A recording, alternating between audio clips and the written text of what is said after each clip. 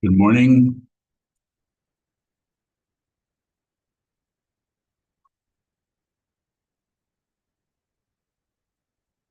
Hope you're all doing well.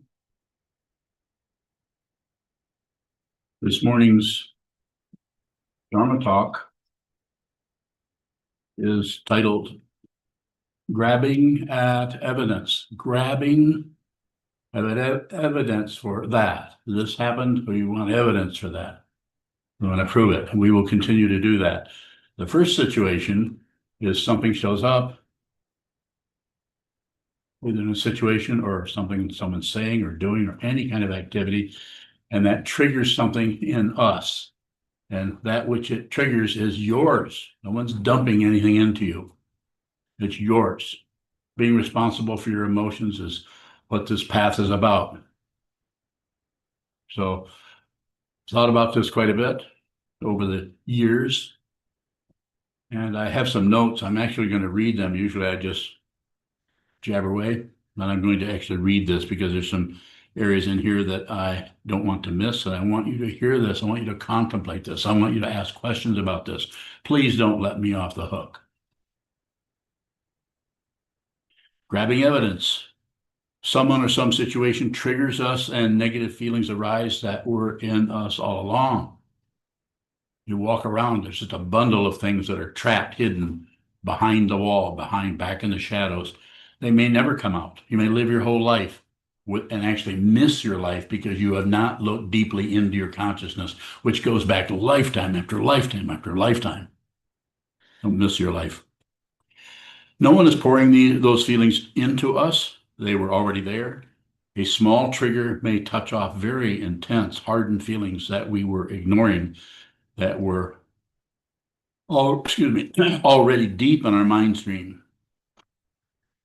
Then these feelings die down, and that is threatening to the ego that was believing them, believing that someone did something. It starts to die out because that event, the trigger itself, all we've got left is the trigger. So what do? Find another trigger. We keep that going. We keep bringing that up because it's too embarrassing. It's too embarrassing to see that we may have been believing something that's not true, and suddenly we made a fool of ourselves. You know what I'm talking about, more than likely. These feelings drop down, and that is threatening to the ego that was believing them. We may begin to start grabbing evidence, coming up with little stories or inventing other little ideas about what happened, looking at the situation or looking at that person, individual or situation and saying, well, there's also this and there's also that. Whereas before that wasn't strong enough to be anything. Maybe it wasn't anything at all. Maybe we've just looked at it and say, well, he, she, they, or that was also this, and it's also that, grabbing evidence in order to reinforce the ongoing self-deception.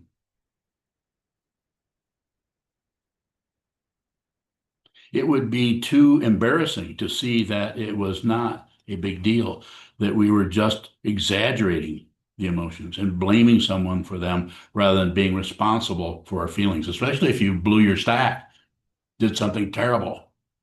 And then you realize that you might have to be responsible for that. No, but nobody can say, yeah, but he, should, they, some, we look around for evidence, grabbing, and we need some evidence. So what do? We talk to people. Well, what do you think? Well, what do you think about that? Well, what has she been saying about me? Grabbing evidence, looking for something to back it up. Well, I don't know. I kind of think, have you ever seen a situation where they said, did, or this? Well, there was that one time. I guess that could be. Well, that's what I'm talking about. Grabbing evidence. If you think you're not guilty of that, come and talk to me in private. I will help you with that. I haven't spent half a century looking at this to not understand something. Maybe I don't understand what you're looking for. In that case, don't bother. Come and talk to me.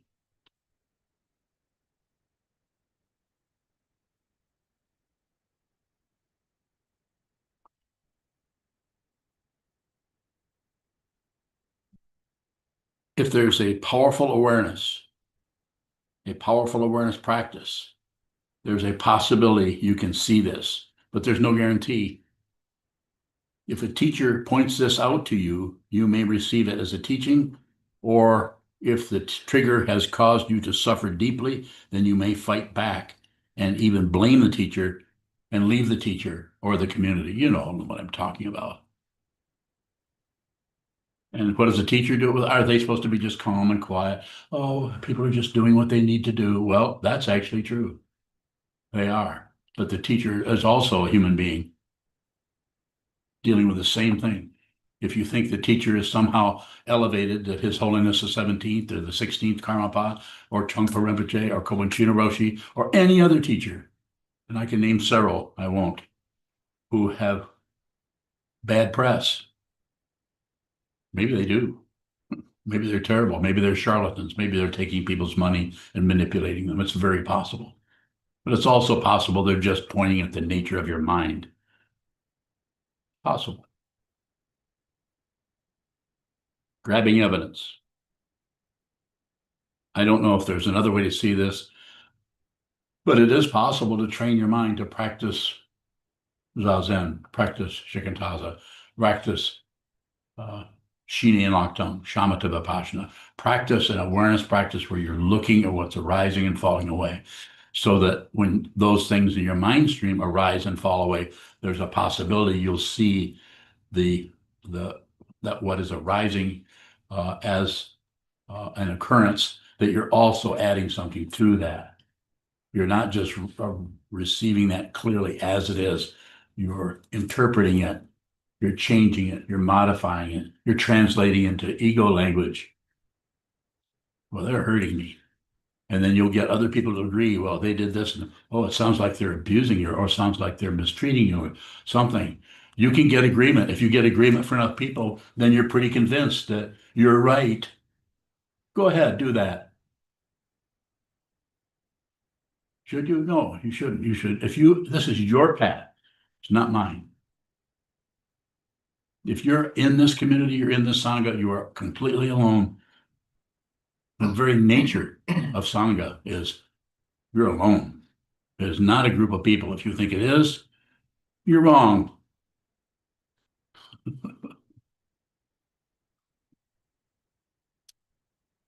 Thank you for paying attention. Appreciate it. I can continue to talk, or I can answer a question. Go ahead. Shoto bowing. I want to go into that area where you said, like, should the teacher just be up there and calm and say something like everyone's doing what they need, and there's some truth to that? Well, of course there is. How, People, it's choiceless. If you're stuck in your karma, your beliefs, your ideas, your hope and fear, that's choiceless. You're going to do what you need to do. And if you're completely clear and awake and you're an enlightened being, which there is no such thing, by the way, there's just consciousness only. It may look like a being, but that's an illusion. There are no separate beings. More? shoto bowing. How come that? How can the teacher have the understanding that the people are doing what they need, but it doesn't prevent them from being hurt or upset about the whole situation? Say more. How does the understanding? Why doesn't the understanding that people are doing what they need to do prevent the hurt from Understanding of the teacher or of the student or what? You said that the teacher's still human. Yes.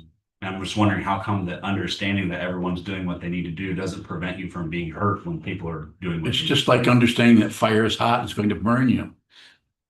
But it's unreal. Nerve endings are unreal. But they're there, as it says in the Sadhana Mahamudra, vividly unreal in emptiness. Yet there's still form, it still burns. So how you function, how you act or react is the fancy word for it, is out of your say-so. It's out of your control. You do not have a say-so about what you do. If you think you're in control, you're going to suffer and you're going to cause others. One of the ways to get out of the suffering that I'm referring to when I say you're going to suffer is to blame others. That's if you can make someone else across the room or down the street to blame for how you feel, it feels better because at least you know, at least you're participating in the illusion, the duality, so that you can blame. Our whole judicial system is based on blame, not on helping people. It's based on blaming people and punishing them. Go ahead. Shadow bowing. So with that fire example, is the illusion that the fire is hot, not that it's not going to burn you anymore? It's pretty technical.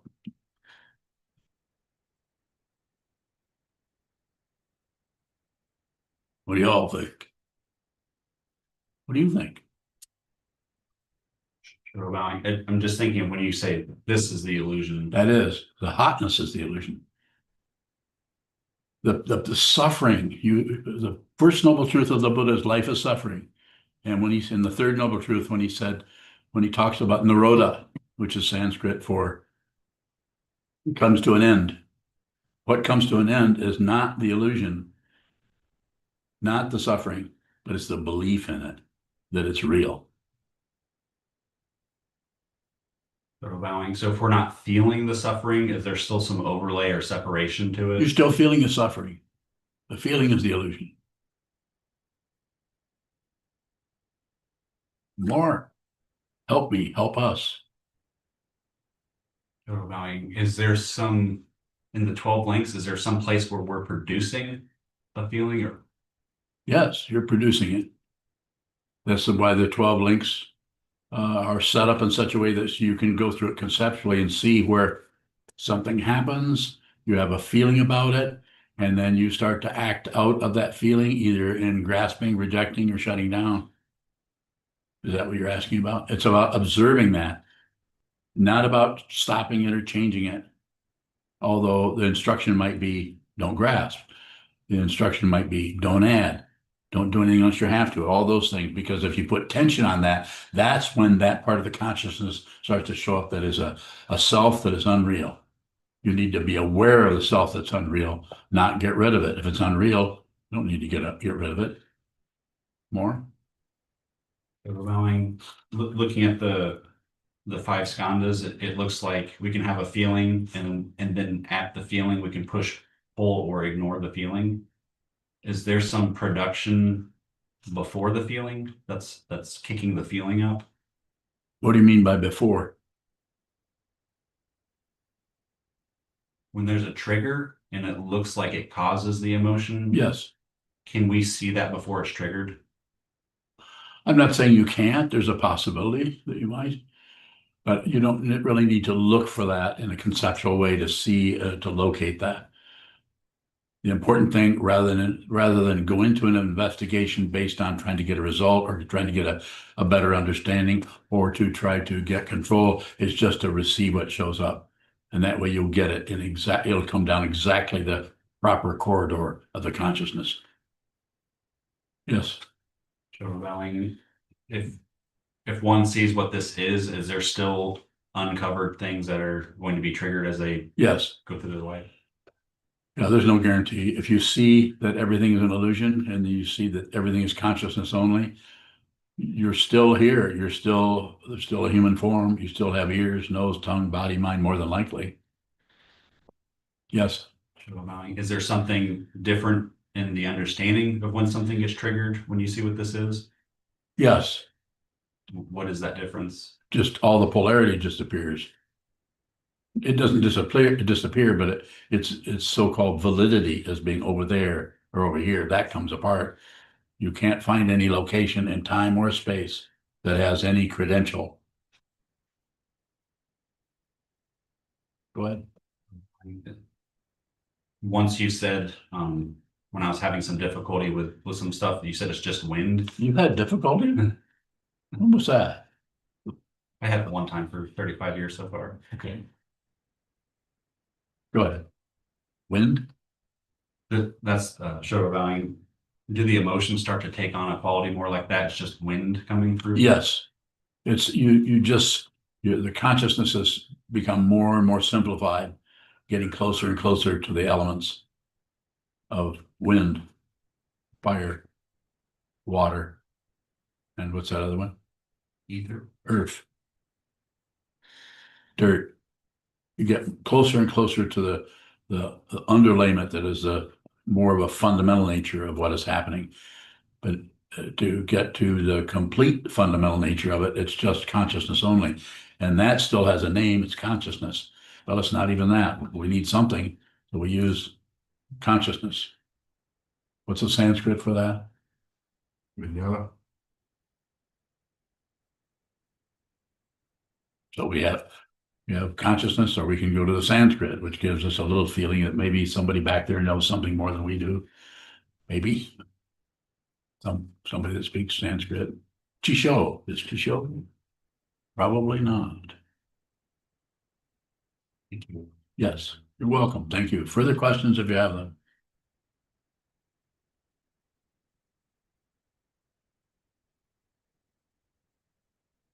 Come on, y'all. Yes, sir. Go ahead. I'm bowing. In a slightly different direction, but with the grabbing at evidence idea, it feels like a lot of the question and answer sessions have that element of students asking you questions and then grabbing your answers as evidence and saying later, well, Sokuzan said this, Sokuzan said that. Mhm. So how do we work with that tendency to prevent? You could, if you're there, you hear that, and obviously you were because you're talking about it. You could say, well, okay, you could first of all pacify. Don't attack, which you're capable of doing. But first pacify, say, and you could say, I'm going to act it out for you. Okay, so Sokuzan said that. Yes, I think he did say that. But what do you think about that? Let's forget about what Sokuzan. Sokuzan's just somebody pointing at stuff. You could actually engage the person by not coming in and say, why are you always quoting Sokuzan? Or why do you always, people do that all the time. Sokuzan says this, Sokuzan says that. I know I've spent a lot of time quoting my teachers. And I still do, some extent. Omar, go ahead. I'm more interested in individually, personally, working with that tendency that I have to grasp at what you say as evidence. And less so about hearing someone else doing it, but when I hear what you say, thinking that I can lean on what you've just said as a point of reference and try to prevent myself from doing that. But so you don't have to prevent yourself. Let's start with just, you're asking me, so I'm saying don't necessarily go there. But if you do go there, then just be aware of it. It's always about awareness, a big A word. Awareness. It's about being aware that you're grasping, about being aware that you're leaning on something Sokuzan said. And for some people, it's very important, but it depends on where they're at in their path and their understanding, what the chemistry of their everyday life is with their partner, with their job, with their business, and all of their employees or their customers, and all of that is so different, with each person. So that's why it's so important to be aware of what's happening rather than try to get in there and based on some kind of maybe irritation. Not that saying you're doing that, but some kind of, I was quoting Sokuzan. But you could actually go in and engage with that, actually be a little bit vulnerable yourself in that area. You follow me a little bit on it? So go in, you have the intellect, it's not a compliment. You have the intellect and the intelligence to really help people a lot, but because you're dangerous to people. You follow what I'm saying? I'm sure you do. You have to pacify. You have to be engaging on a soft way so that person stops defending. Because if they're starting to defending, then you've missed it. You've not actually been able to help them because of the intensity of your particular presentation. I know you understand, know what I'm saying. And if you don't, ask Junchu. Ask your wife. She'll help you. Boy, you. Yes. And really, you actually can help someone you're very, very close to. And it's not that they're particularly enlightened, but they can give you some feedback that will help you see what you're fundamentally up to, what's going on with you. Very important. More? Bowing. You've said, and it comes up in literature sometimes, that for example, like Dogen talking out both sides of his mouth, he say one thing and say the opposite. Is it worthwhile to consider or contemplate the opposite if I find myself grasping something that you've said or like holding on to something, Completely. work with, just explore the Go the opposite. other way, argue. I mean, you might want to have something there that gives you some kind of a ballast there. Otherwise, you're just jumping ship and you're going to drown, so to speak. I mean, but so yes, you can work with that in that way. This is what I would like to see happen in book study. I can't make that happen. But I'm saying engage. Don't try to teach each other so much, but if someone's doing something, you can see that they're doing something similar to what you're saying. Well, they're just so well, Sokuzan says this or this. Stop them and say, what do you think? I understand Sokuzan says that, but how does that look to you? You know, actually help people. These book studies are very important. I've been working on this situation for a long time. Very important to discuss this with other people who are on the path, who have a different, what's happening in their home life, what's happening in their business, what's happening in their mind stream, the chemistry of their karma coming into this world as a man, a woman, or some other sexual orientation that we don't even know about yet. That's just a way of controlling people. It's just been around for a long time, and it probably will persist. Don't conclude about anything. Don't take anything for granted if you can help it. And the way you do that is to see how you or I or we use judgments, evaluations, conclusions to give us some kind of ego ballast so we know who we are, where we're at. We don't like feeling lost. But if you realize your true nature, you can never be lost because there isn't anything to be lost anymore. There never was a person. There's still a body wandering around, bumping into things and looking for cheesecake. But it's just simple situation. It's so simple. This is why the Tibetans called it Tamogeshepa. Ordinary mind, it's just ordinary. No, it's nothing special. Something very special can happen. You're not concerned with that. Further questions? Total bowing. One, my question's around like co-emergence, and when that idea of someone's gathering evidence, maybe at me, when I hear about that, it basically creates the same thing from me to them. Like I start reconsidering the friendship I thought we had. Well, what is friendship based on? I mean, the conventional friendship is based on both like to play golf, or you both like to go bowling, or you both like to tell jokes or play music. That's a good one. You're both into music, but if you actually talk to that person one-on-one for an hour, you might not have much interest in continuing that friendship. But playing music is fine. Lots of areas. I'm just naming a couple of things there. What actual friendship, the only true friendship that I know of is a spiritual friend. I have no friends. I have acquaintances and I have students and I have teachers. My teachers physically are dead, but they have not gone anywhere. Go ahead. Sure, bowing. I'm thinking of someone, if I can say like Larry, who's a friend that you had and you might still talk with him occasionally. What is that dynamic now? Hmm, very unlikely that Larry's listening.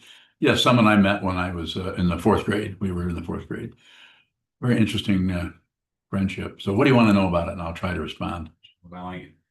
Now that you are a teacher and you have students, what is that friendship? It's just based on memories and what we used to do, 60, 70 years ago. Not much. You know Larry? How would you describe Larry? You wonder why she's laughing? So you listen to Larry and I talk back and forth. What do we talk about? How much smarter he is than you.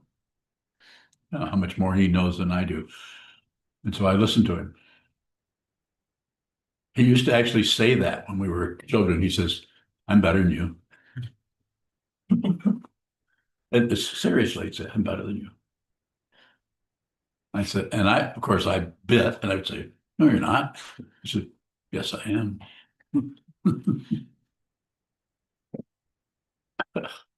If he ever comes here, I will invite him to come in. You can all meet Larry. Is there something particular you? Sort of value is maybe something different now that you're not seeking out relationships like that. You're not trying to like make new friends in a similar way. What do you want to know? I can respond to that, but I'm not sure what you're asking me. Sort of value. I guess I'm looking for the difference between when we have friends that are based on like those hobbies or Yeah, those memories versus a spiritual friend where it's about the Dharma and how I had a friend leave who thought that my connection was with them directly and if I had to tell them, it's like, no, it was through the Dharma. And since that's different now, I'm actually not connected with you. good point. The area I'm looking at. Interesting area. What's the question?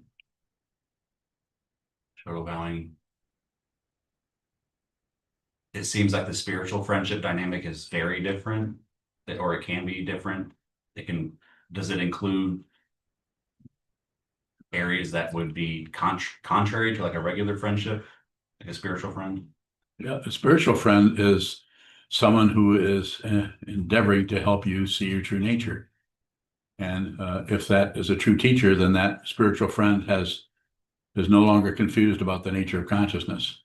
They don't think there's something they don't know. I'm not talking about relative knowledge. That's another schema. That's another situation of woodworking or making planting a garden or something. It has a lot of relative factors to it. Yes. Fine. When we do, like, I know I do a lot of like work with my hands. Is that a way of gathering evidence that Not necessarily making things, no, just making things. being occupied with stuff that I can kind of succeed in relatively is That's not a problem. You do that all the time. Just come up to this altar and watch how you fail. You cannot do this correctly. You might have come up here hundreds and hundreds of times and functioned as a doshi or the doan, and you notice how you never can quite get it exactly up to some kind of standard that you probably have in your mind about how to do this and how to strike the gong. Or sometimes the most simple one is someone goes to just strike the gong and they miss it. And if you hit it just slightly, then I say that's a strike. But if you miss it completely, then you should come back as if nothing, there was no mistake at all. You just come back and as if you were saying, well, I was just practicing swinging my arm. You know, those kind of thoughts go through your mind. Have you swung at the gong and missed it? Yes, yes. Yeah, everyone in here has. Practice. It's kind of embarrassing. But it's really not. There's nothing wrong. There's no mistake there. To go to, oh, I'm mistaken. That's all ego language. That's actually just consciousness. Just consciousness flowing. Like a tree blaming itself for being struck by lightning. Misunderstanding of dependent origination that does what? Reinforces the illusion that there's a separate being in this biological system here we call a human being, that it somehow could be right or wrong. This is incredible arrogance to think that you could be right or that you could be wrong. Pride, shame. It's got just so much glue there, and you can't fight the glue. You can't agree with the glue, and you can't avoid the glue. Be glued, but be aware that that's what's happening. And that way you actually do something that I've been saying for many years. Don't miss your life. Be the karma you're trying to change or get rid of, or stop trying to clean up your act and actually see your act. Actually see it. Be responsible. Doesn't mean blame. Not that kind of responsibility. Be responsible for what arises in your mind stream as it is. As it is. Nothing extra. Nothing about as it is. No commentary. No thought bubbles around it. Just this. It leaves you completely destitute of any direction in time or space. You don't need those. You don't need that kind of nourishment. That's ego. You don't need it.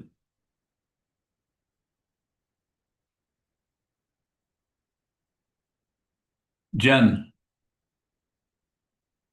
And bowing. If we find, or I find that I'm stabilized by returning to the Dharma, returning to the cushion in thinking about world events and things like this, is this a cover up? No. The way you're describing it, I would say no. No, it's just something that's moving in time and space. It's just part of the illusion. World events are distressing, but they've been around since there was a world. And it's just that they seem to be more intense right now than they were, say, 20, 30 years ago. But it's just coming back around. Coming back around, the Second World War, all the things that Stalin did, all the things that Hitler did are just coming back around. That is, you cannot clean up that act. The only thing you can do is train your mind to see clearly so that you are not swamped by this intense otherness called society or culture or right and wrong. Go ahead, finish your question if you have it. Jim Bowing, you just brought up another question, or the other part of it is I find I'm suspicious of this stability, a sense of stability that I find from meditation and studying. Okay, so what? That's all right. But should I be suspicious of it? No, Why not? well, are you suspicious? Are you suspicious of it? Yes. Then that's all you need. You're just that. You've given it a name, but what before you called it suspicious? What is it? It's intelligence. You're just intelligent about what's happening. But the suspicious parts is the kind of platform that gets you into a conclusion about it that you need to stop or start or control. Don't do that. Just be suspicious.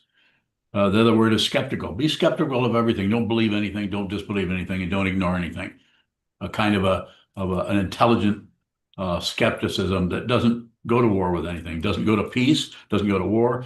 Take no position on anything unless you have to. And then if you have to, obviously you have to pick up a fork if you're going to eat something, unless you want to eat with your hands. Go ahead, please, Jen. And Jim Bowing, just to come at it from another angle, I'm feeling into, I feel like you say something along the lines of, if you feel certain about X, Y, or Z, come talk to me and I'll disabuse you of your certainty in some sense, if I'm not mistaken, something like that. So when I have any kind of feeling of certainty, or again, I guess I'm saying the same thing, stability, it just feels like it goes with what I think I've understood from you is like question your certainty. That's what I would say. Just question that. And when I say question it, you don't even have to go into it with some kind of a put it on the chopping block or anything, or dissect it or deconstruct it. Just look at the construction. Do not deconstruct. Leave that up to Nagarjuna or Vasubandhu. They'll deconstruct anything. Go read them. But as far as your own experience, just look at the construction. Look at the network. Look at the matrix of that. Don't pull it apart. Pulling it apart is ego. Ego wants to get it, wants to understand, and so that he, she, they can control this or control themselves or control others or write a book. So all you have to do is be aware of it. Go ahead, please. Go ahead. Yeah, I guess when you talk of the construction, looking at it, I do feel like this stability I'm finding is the result of some kind of intellectual construct based on what I've pieced together, some kind of Yes. narrative that makes everything make a little bit more sense. Like Well, Netanyahu yes. can't be blamed, to causes and conditions. He's whatever horrible things he's doing are Okay. blameless and all this kind of stuff. Anyway, so yeah, it feels like an argument on some level Okay. created. It's So awareness. It's just awareness. It's just awareness showing up as an argument on some kind of level. Just be aware of it. It's like birds flying through the trees. You ever seen a cardinal and a blue jay have a discussion? They don't. No, they don't like each other. And I'm just picking out those two birds. So what I'm saying, I'm just using that to say it's not necessary to get agreement or conclusion or peace on earth. This is not going to happen. I mean, people may talk about it and they can talk all they want, and we can listen to them. We need to be polite, but you need to look at the war here. You need to lose the war inside the mind stream. I'm just pointing this at your body because I don't know how to point to the mind other than everywhere. To lose that war, but the way you lose the war is to look at the war or look at the construct, and then if it's time for it to come apart, it'll come apart, but do not dismantle it or take it apart, because that's just encouraging more relative truth, more analysis, more logic, more. You don't need to do that. You can do this just with awareness. More, Jen? No, thank you. Jishin, Jishin bowing. You said that the teacher is a spiritual friend. Is it also a role of the Sangha members to point to us when we are covering and grabbing evidence for those covers to help us see it, and in that way to become also our spiritual friends? Bowing. not exactly. It's you have company on the path. You have people that walk with. You don't lean on them. You don't become their teacher. You don't give them instruction. But if the Sangha member sitting next to you in a book study or in a restaurant asks you some questions about what they're going through, then you can respond out of your understanding of them, your understanding of your own mind. You can respond. It's not a teaching. You're just talking to them. It might be very instructive. The person might be really turn to you and say, "Oh, that helps me so much. Thank you. Thank you," and might try to turn you into a teacher. And if you're a teacher, you won't be able to help it. You won't be able to. If you're a true teacher, you will not be able to stop that. That will take over your life. And if you're not one, then that won't occur. Of course, unless you push it, and then it's not actually a true teacher. It's some kind of other development that may be along the lines of intellect or telling stories or writing books. Go ahead, Jishin. Thank you. So what is the response when I don't want to say correct response, but I think this is what I mean. When the students are collecting, or a student is collecting evidence against teacher and is sharing it with others, what would be a way of responding which wouldn't be damaging to anyone and would be helpful?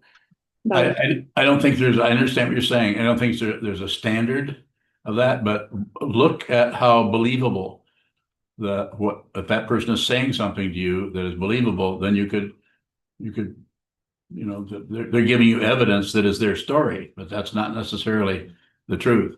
So just you're not going to maintain anything, but just be aware of what's happening. Don't join it, don't reject it, and don't turn away from it.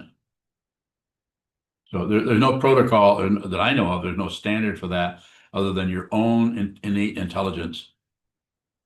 I see people who are students who are not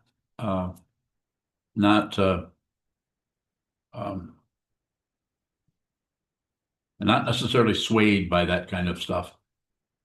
They hear it, they might not like it, but it's not enough to change their mind. One particular student I've talked to recently is very, very affected by a lot of jargon that's been going around, stories, makeshift ideas about things. But because I have helped that particular person, I haven't helped everybody, but this particular person I just talked to recently, and because I have helped them over the last 10, 12 years so much, they're willing to give me the benefit of the doubt and come and talk to me. But I have other people that I've helped for many, many years. I've talked to through relationships, through disagreements with their sisters, and lawsuits from family members, and just all kinds of chaos. And all they have to do is hear a few words from a few people that believe their stories and have evidence, because this and this and this, and are very convincing. These people, because of their mind stream and the way their mind works, they've completely shut me out and won't even talk to me about it. I don't even they don't even come to me with it. They disconnect. They've just disconnected their phone and everything from, no, don't get anything. I don't get to, it's not that I'm going to defend myself, but I might like to know what the hell's going on with them. And what about all the help that I've given them by just listening, not judging them, even though I hear all kinds of insane chemistry sets coming my way from others. Go ahead. Shoto bowing. You've said in the past that if we see what this is, like, we don't owe you anything. So how is that different than, or can someone misunderstand that and think that means they can just leave? Well, that's the way I work with it. If I'm not I'm not going to name anybody, but I'm not looking at someone saying they're doing something wrong. I have to look at it ultimately and say that, of course, they're doing what they need to do. They're suffering. Life is suffering. First noble truth. And how people work with that, sometimes it's surprising what happens because it looked like, I mean, I'm just speculating on things too, but I have to say that anyone who's done anything is doing the best they can, more than likely with their life. I don't know what it's like to be them. I don't know what it's like to be Adolf Hitler. I don't know what it's like to be the current crazy people that tend to be running things. I don't know what it's like to be them, but it's got to be really painful for them to do so much destruction to others in order to cover up how they feel, because that's what they're doing. They're inflicting their pain on others so they don't have to feel. They feel powerful because they're able to manipulate others. Go ahead. Bowing. When that comes up in your mind stream, is it a kind of palliative or a way to, like, a reference point to soften it? When what comes up? When someone does something that's surprising or maybe even hurtful, but then you consider ultimately that they're doing what they need to. Yeah, it doesn't last. I mean, it might be a flash in the pan. That flash in the pan might last 8 minutes. You know me. You've seen me get outrageously angry over something, and then it just vanishes. I don't have to push anything away. I don't care if I get mad. You do care if you get mad. You don't want to lose your temper. I don't mind losing my temper. I've lost it a lot. The people that are very close to me know it. They've seen me do it. I got into this situation because of an intense anger and temper, and it has not gone away. It's still here. And if I were to validate that, I would say it's in the service of others. It may not look very helpful, but that's what it's about. This person is already dead to this world. Go ahead. So bowing, that the area of me caring that I get mad, it seems to come out of being trained through culture to not do that. It's like Me too. Is there a way to have that etiquette and also be genuine? Damned if I know. I remember once, speaking of Larry Trumbull, I'm eight or nine, and I think he's 2 weeks older, so he might even be 10 by then. And we're upstairs in our house at 3 Harrison here in Battle Creek, and we're playing with trucks, cars like that, and we have 3 or 4 of them, and he wants this one and wants that one, and then and Larry doesn't have much of a temper, but I won't say anything more about Larry, but I'll just talk about what happened. But he said, "Well, no, I want that one." I said, "I want that one," and I smashed it. And he sat there. He's one of my real early teachers.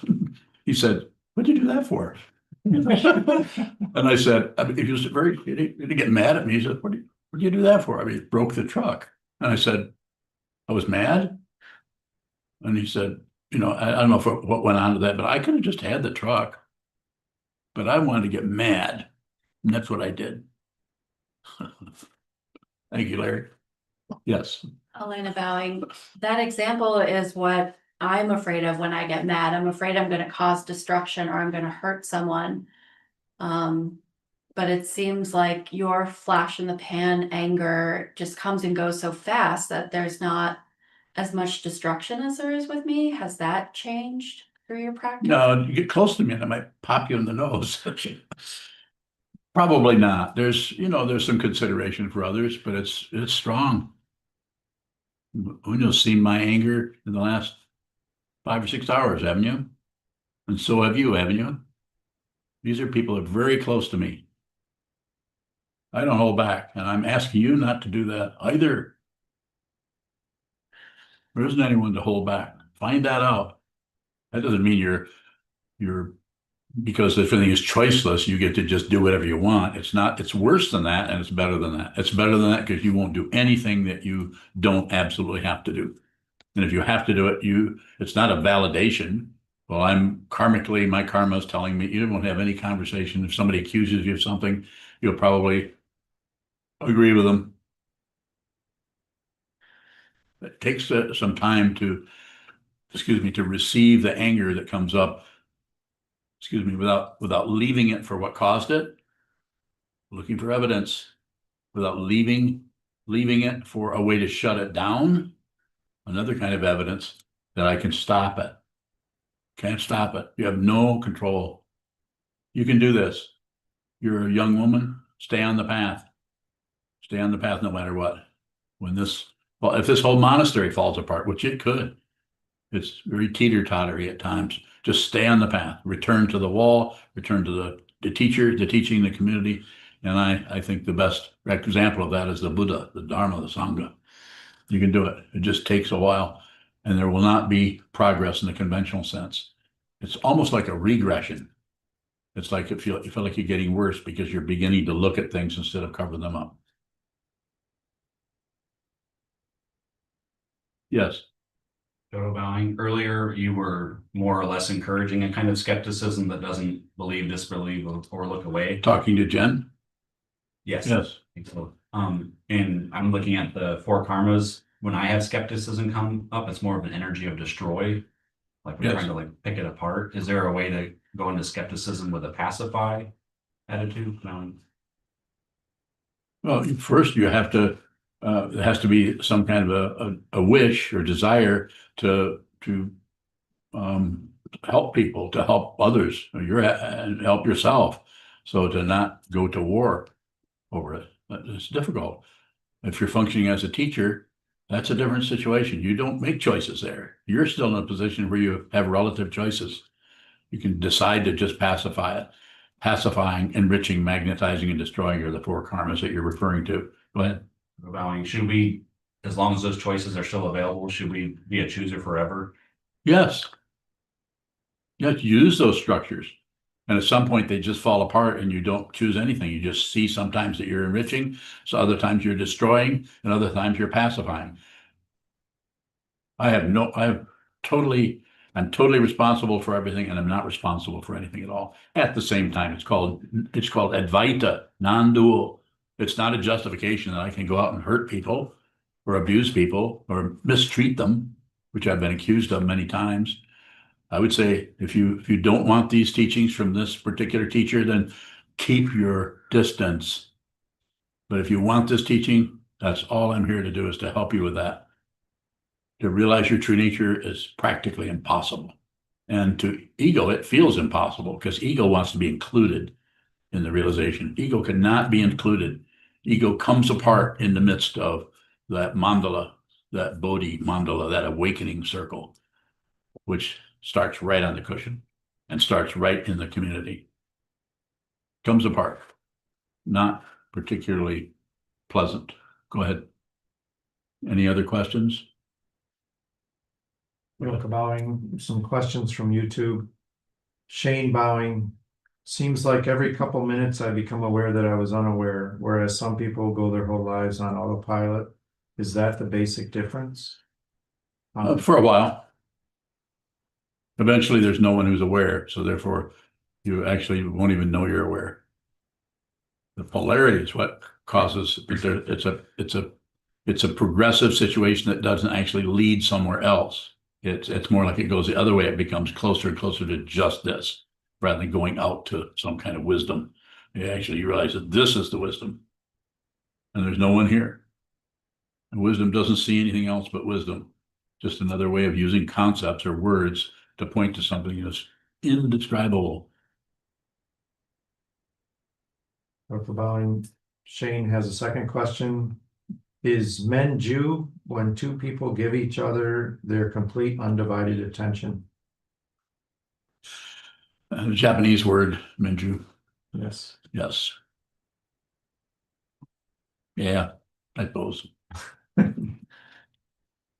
See what I'm saying by that kind of response? I mean, it's like going to a complete undivided attention, and I get what I was talking to Jen about. I just get skeptical about that kind of stuff because it's just language that's trying to get some kind of a conclusion that kind of keeps us from looking any deeper. I would say only don't know, just don't know what that is.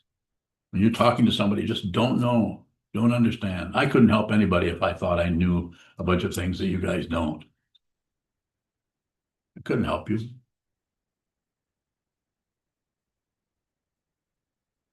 Ilka Bowing, one more. From Damien Bowing, how to observe pride and not do anything with it. So pride has lots of different layers. Recently, Udao, Udao, are you on here somewhere? Here you are. Udao, you got that list of pride, different kinds of prides right in front of you? Go ahead and read it so Damien can hear this. And you can start working with these first, and then we can, then I might respond to your question in a couple weeks. Look at that kitty cat. Is that your cat or is that one you borrowed because it's so handsome? Wow, what a cat. Look at the face on that cat. Can't see. Is he wearing a black scarf or is that fur? I guess it's fur. Yeah, it's really beautiful. Wow. She says, thank you. Yeah. You're welcome. Udao, go ahead and read the prides. Udao bowing. So there are 7 kinds of pride: basic pride, greater pride, the pride that is more than pride, the pride of thinking I am, conceit, the pride of thinking deficiency, and false pride. Bowing. Who said that? Vasubandhu. He's such a smart aleck. Thank you. Thank you for, and also thank you for the title of this Dharma talk today. So, Yanong, did you have a question? You know, about a moment ago, you said that you couldn't sit up there if you thought that you knew things that we didn't know. Yes. In the way that we talk about things, it often shows up that you see things that we don't see. So what's the difference there? That's the only thing. My only claim up here is I'm looking at something that you're not looking at, but it's not a thing. It's just it's just consciousness. So this is consciousness, looking at consciousness. I'm looking at myself everywhere. I don't see anything. There are no strangers anywhere. I might take me years to get to know you. There might be someone down the street that I've never met, but I'm not separate from them. Even if they come and break in the door and rob us or commit arson or something like that, you're not separate from the most evil, terrible person. More? You know, I'm buying. It seems like we're both looking at the same thing. And if you see something that I don't see, it doesn't seem to be that there's something there that I'm not seeing. It seems to be that there's something different about my seeing or something different about my looking. So if you see something, don't you have ideas about who it is or what it is? Isn't there differentiation happening about some people are this way and some are that? And you're looking at this, you're looking at a tree, you're looking at a person, you're looking at a raccoon, and all this differentiation. That's not happening here. That doesn't mean that I don't see the difference between you and say Jacob or Junchu. I see the differentiation, but it doesn't add up to something else. Just the differentiation. It's just that.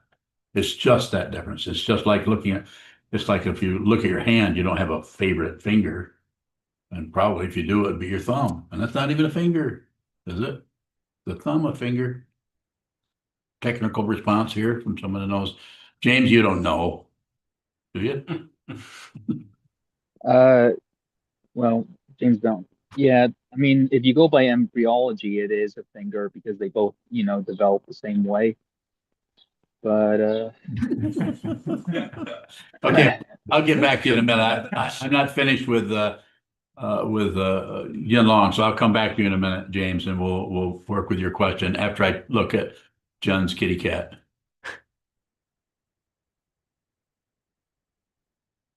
That's really nice. What's your cat's name? Vera. Well, it's a beautiful cat. You should send me a picture of that kitty cat right in the face so I can see how that black area is to see if it's really a scarf or if you're just misleading me. Will do. Okay, thank you. Go ahead, Yulong. You know, I'm bowing. Based on what you've said in the past, that nothing has changed for you. It seems that you would also look at something and have thoughts and ideas show up, Yes. do you just then not grasp onto them in terms of belief? Whereas I would believe the things that show up. Is that the difference? Hmm. No, I might grasp on. I'm aware that I'm grasping. I'm aware that I'm shutting down. I'm aware that I'm pushing this way. I'm aware that I don't like her. I don't like him. I'm aware that somebody shows up and talks in a certain way. It irritates me.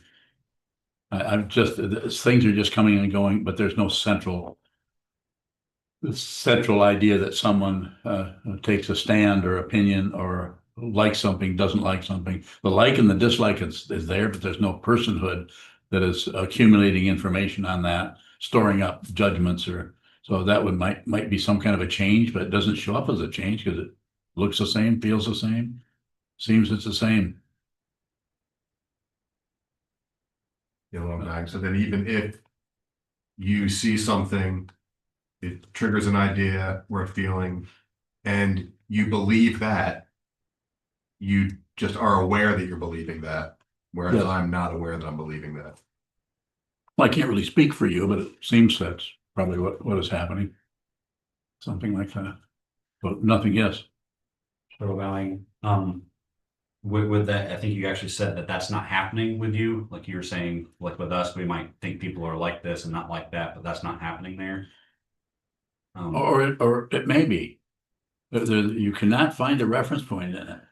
Consciousness is going to show up countless ways. That's the first tenet of the order of immediate light is consciousness always finds its own form. And that's just saying that however it shows up, that's it. If it shows up as anger, that's Buddha. That's the Buddha, anger. Whatever shows up, that's it. That is it. You cannot, the differentiation and desire that shows up in any direction to push something away or have more of it or to stop it altogether is just, it just doesn't function that way anymore. And it's not because you're controlling yourself, you've done something about it. You just see what this is and you see that it's not separate. Consciousness, yes. So allowing with emptiness or in emptiness, can you still see or perceive the things that you're filling it up? You just see that it's not real. Can you paraphrase that? Sort of allowing. And if someone sees a direct perception of emptiness, does it still, are you still perceiving the things that you were filling it with?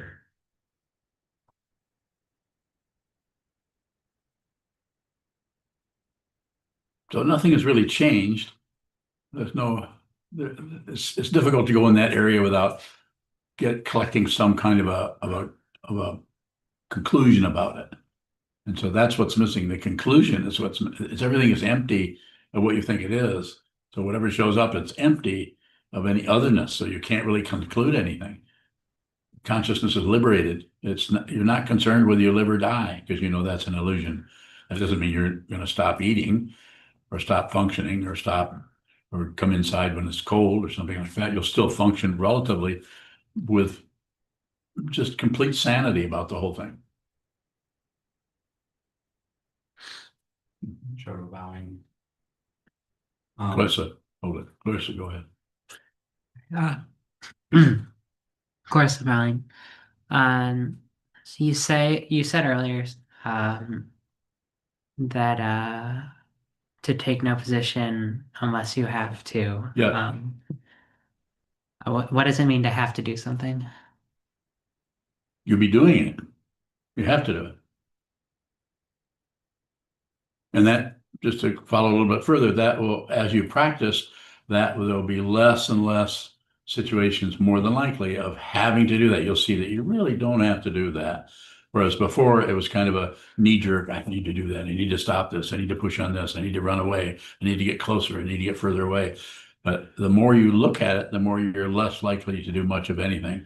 And the one thing I emphasize that you do is to sit down, hold still, train your mind to see clearly so that when you get off up into the rest of your life, you're not operating out of some kind of impulsiveness or perception impulse, as it says in the third skanda.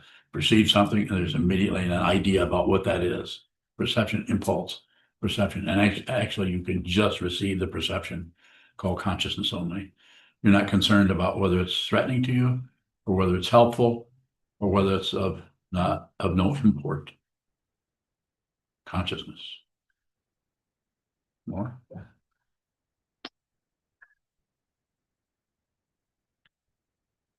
Um, I'll take yours, then I'll go to James, with whom I've been not responding to. So I'm going to do Shoto's, James, then I'll come to you and you can have the final question and then we'll close. Go ahead. Giovanni, could you say more specifically about what it means for something to be empty of the otherness? Yes, there isn't anything else. Everything you're looking at, a really literal way of saying it, everything you're looking at yourself everywhere. It's called the mirror-like wisdom. It's like everything you see, if I look at Michelle, or if I look at Unyo, or if I look at you, or if I look at this box, or I look at this rug, or I look at this table, there isn't differentiation there, but it's just a whole matrix or a whole mosaic of otherness that is not other. It's empty of the otherness and it's full of what it is. And what is it full of? Buddha nature or awakened truth. It's awakened. And what is it awakened to? Nothing is separate from anything else. You can actually see that. You can feel that. You can smell it, taste it. All of the senses are saying the same thing. Sound, taste, everything is saying not separate, not separate. And when you, if you realize that, are around other people who are tied up in knots over the separation, belief and opinion and judgment and evaluation and finger pointing, it's painful because you're not separate from them. So you are the feelings that people are having 3 feet away from you. You are their feelings. Very disconcerting. And if you try to shut that out to be an enlightened being because you're so clear about emptiness, you're just creating more suffering for yourself and others. You have to be the suffering that shows up around you. Buddha didn't tell you that. I'm telling you that. And if he did, I don't know, maybe it was in the Majjhima Nikaya. You might have said that. Oh, by the way, this is going to hurt and you're not going to get better. More? Very good. Okay, James, give me a good one. James Bowling. So does it matter that evidence, if you're just selective with it, can be used to make any conclusion you want? You know, if you pick and choose and exclude things and even make up evidence, that you could just come to any conclusion on anything? I follow what you're saying a little bit, but I'm not sure we want to know. I don't want to have a conversation with you. I want to respond to your question. I'm thinking in the context of mistaking the formless realms and the non-conceptualization as enlightenment. Okay, That, you know, what's the question then? What's the question? does meditators picking and choosing evidence that they like lead to those mistakes? It leads to grasping. Yes, it leads to grasping something as being the truth. And you could call it the Rama form. Oh, I mean, I said formless realm. I heard what you said. Oh, I said sorry. the Rama form. Okay. You said the formless realm. I said the Rama form. I heard what you said. What do you want to know about the formless realm? I was just asking about, you know, mistaking that for enlightenment. No, you can't do that. You can't mistake in the formless realm because if you see the formless realm, you realize it's formless. So you wouldn't have any mistakes. It's just formless. If you have a mistake, then you've made the formless realm into the realm of form. It's called a clenched fist. Oh, and I've been thinking about the word rupa, which is, I think, Sanskrit for formations. What is it? Roopa, Rupa. I think it's like RUPA. I'm not sure if that's right or, but Yes, that's right. That's correct. Thank you. Go ahead. yeah. I was just thinking, why would a parent name their kid that? Seems like Why a would- weird name. I would have what? I knew someone that named their named like their daughter that, and then I thought, does it have a second meaning in Sanskrit? Yeah. And then, you know, Why would they name their daughter that? yeah, Just same reason they named their son Nirvana. okay. Just like fancy words. And I think there's a cologne or perfume named Samsara, isn't there? I just thought it was like naming a kid Duca. Yeah, you can name your, do you have children? No, I don't. Well, if you have some, name them, Duca. You wouldn't exalt any student names their kids Duca Yeah, too. difficult. Well, on that note, let's de-orchestrate. Thank you for your attention. Thank you for considering the teachings that as they appear here with me and with all of these questions. And Jen, don't forget to send me a picture of your kitty cat. Vera. Huh? Vera? Vera, yeah. Vera. Really a nice cat. Okay. Back to the phone.